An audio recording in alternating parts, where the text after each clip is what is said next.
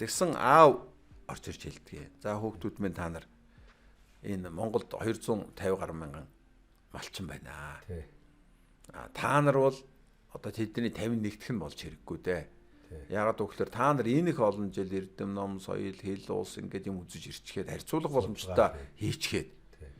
Тэгээ одоо өнөөдөр та нар ингээ мал харна 50 нэгдэх нь болно гэвэл та нарыг бол ерөөсө тамд явах хамгийн том зам чинь. Яагаад гэвэл энэ их дэлхийн мэдлэгийг хүн бурхан тэнгэр дээд заяагаасаа та нарт эрдмийг заяаж мэдлэгийг олсон.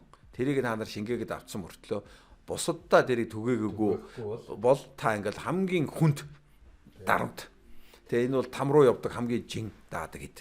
Хүнтэйгээ оюуна хуваалцаагүй хүн бол ерөөсө шууд тамд явна гэж. Тэгэхээр та нар одоо тэгэхээр та нар одоо энэ малчтайгаа харин судалж байгаа. Монгол уламжлал нь юу байна? Удамшуул нь яаж явж гин?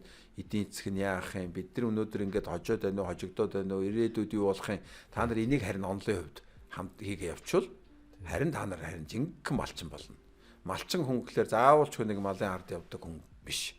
Шин цагийн малчин гэдэг нэршил бол ондоо. Тий. Тэр ондоочлыг та нар өөрөө бий болгох хэрэгтэй. Монгол хүний ондоочлыг та нар бий гаргах шинжлэх ухааны хувьд тэгтээ өөрөө биеэрээ туулна. Миний хүүхдүүдийн амьдрал ингээд нэг 10 жилээр ингээд нэг гадаа дотоод ингээд сургууль, соёл ингээд яваад байна.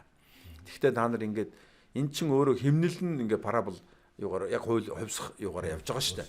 Тэгээ ингээд өсөөр буугаад тэгтээ ми өөрийнхөө хүүхдүүдийн хувьд би та нарыг юу харж байна гэхээр та нарын нөгөө үнэт зарчим бол доктортой явсан.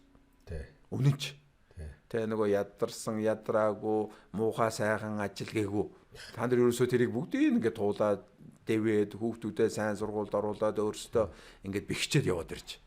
Тэгээ та нар энийг юу хэлж яах гэхээр нөгөөдөг чинь зөв тогтол зөв байвал тэр өгсөж уруудах нэг сонир биш. Өнөөдөр та нар тэр зөв тогтлороо ингээд 60 жил бараг яваад ирсэн улсууд чинь одоо харин малчтынхаа нөхцөл байдал нь ямар байдаг, хөдөө нь ямар байдгийг, загвар уурсгамтлал яад ингээд энэс чи ингэж оруулаад явсан нь бид нар шууд тэгээд энэ зүүн хойд Азийн байгаль орчин хөдөө аж ахуйн судалгааны төв 12 онд байгуулагдсан төвөн дээр